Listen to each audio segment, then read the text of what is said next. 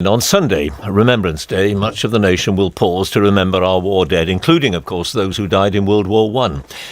Is it perhaps time to rethink the way we commemorate World War I? Jeremy Corbyn apparently thinks so. Here's what he said in a video uploaded to YouTube by the Communist Party in April 2013. Mr. Corbyn is heard questioning why the country was spending so much remembering the conflict. Keir Hardie, apart from being a great man in many, many, many ways, was a great opponent of the First World War. And next year the government is apparently proposing to spend shed loads of money commemorating the First World War. I'm not quite sure what there is to commemorate about the First World War other than the mass slaughter of millions of young men and women, mainly men, on the Western Front and all the other places. And it was a war of the declining empires.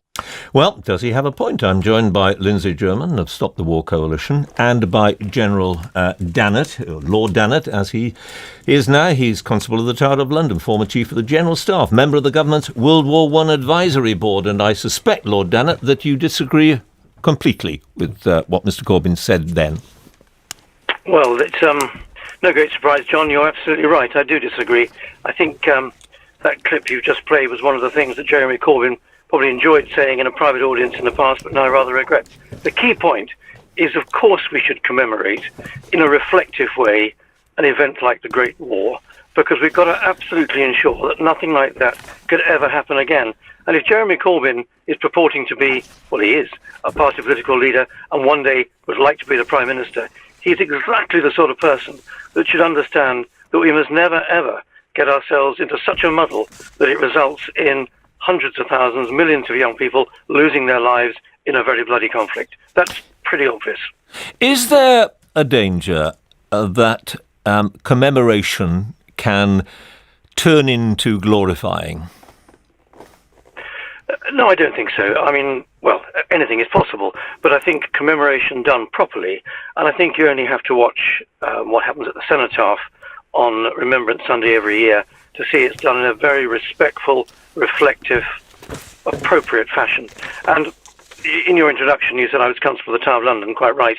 The installation that we had in the Tower of London last year, those 888,246 poppies, a mass of poppies, yes, but each one of those poppies represented a life lost and a family shattered. And the why people really appreciated that commemoration was it did cause a moment to reflect, to think, and realise the utter waste of human beings and human lives.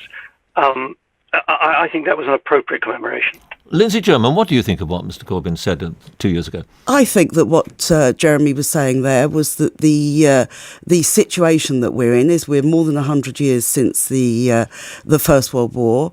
It was a terrible slaughter. Many people, including myself, don't see what the value of that war was. We want to commemorate the dead, but we don't see that it was a war that actually advanced humanity at all. And I think we do see today the increased use of the poppy, in particular, the symbol of the poppy, in order to support present and future wars. And I think, do we? Well, I think it's true. I think it's if you compare when I was growing up, the people bought poppies, people wore poppies. It wasn't. It seems to me almost compulsory to wear them on the news, to wear them on all the BBC programmes, to have people selling them with military bands at mainline railway stations. And I think we should remember the dead in the way that we want to remember the dead. And I think Jeremy Corbyn's view of how that should be done is as valid as anybody else's. But what's the difference between remembering, as you say, we should remember, as you rightly say, and commemorating? Well, I think that the difference is that we should be looking at how to stop wars in the future. We should be looking at the total number of dead. This is all put in terms of a military aspect. But actually, if you look at wars today, the vast majority of victims of war today are civilians. If you look even in the Second World War, the majority of victims were civilians. We don't commemorate the women who worked in the war industries. We don't commemorate the conscientious objectors. We don't commemorate those people. And I think if we're going to remember the war, let's remember the people who opposed it. Let's remember the people who put all sorts of work into it, who are unsung heroes, if you like, and not just see it as a justification for future wars. Isn't that a valid point, Lord Dannatt, that we remember only some of it? Well, that's a point of view. I'm not sure that that's entirely correct. Of course, we do focus on those in the military of various nations that have lost their lives. But I think increasingly, as Mr. Chairman is saying, wars, the First World War and the Second World War in particular, have included the civilian population.